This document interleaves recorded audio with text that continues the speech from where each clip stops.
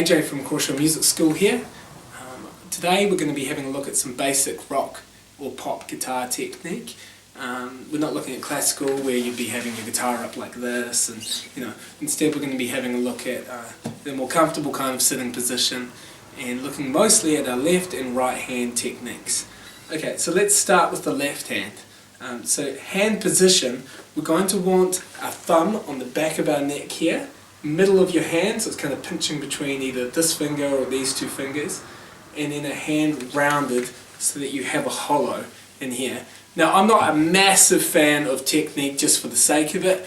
I think it needs to be functional, and the main reason why this is a good standard kind of technique or standard hand position is because you're not going to be dragging on the strings underneath. You're allowing room open so that when you're playing, you're going to be able to easily curl your fingers and not hit the strings beneath or mute them or deaden them, which can happen when you have crazy hand positions going on.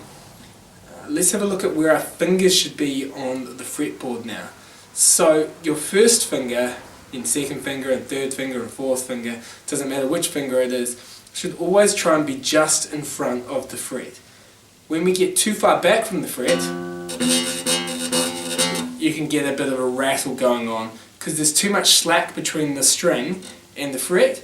Middle of the fret to just in front of the fret is gold. It works everywhere from way up here to way down here, and it's going to make you just sound awesome, every note pure and clean all the time, making sure you have a good amount of pressure.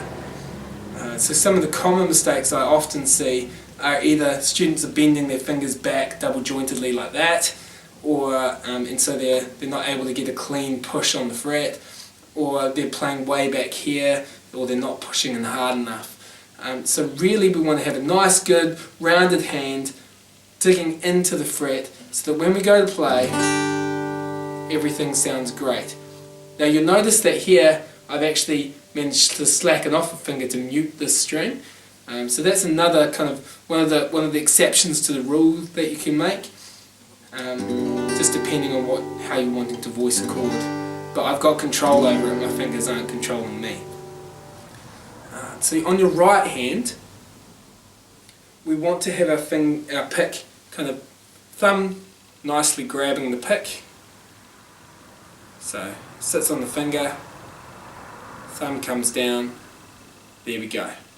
And you aim that, the aeroplane goes right angled towards the fretboard. And that's a really good basic kind of pick technique to get going on.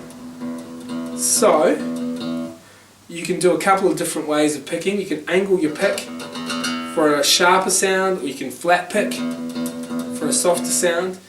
You can do a figure of 8 with your right hand down up picking the whole time, and that can make you really fast and really effective because it's a very small motion. Or if you want more of a groove kind of thing, you can attack from your wrist.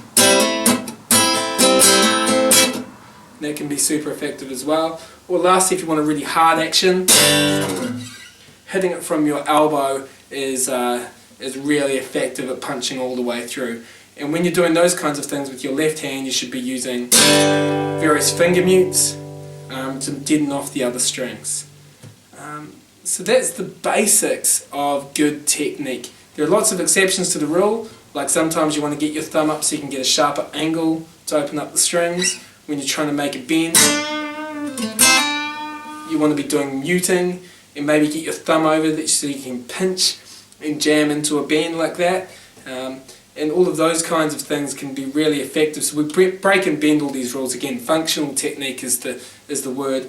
But also your specific biomechanics. Like there might be some reasons why you as an individual might find something a lot harder than another person. For example, if you have really large fingers, getting really good fret positioning might be quite tricky. So you're going to have to work on the millimeters of just where the best spot is for every chord for you to push down.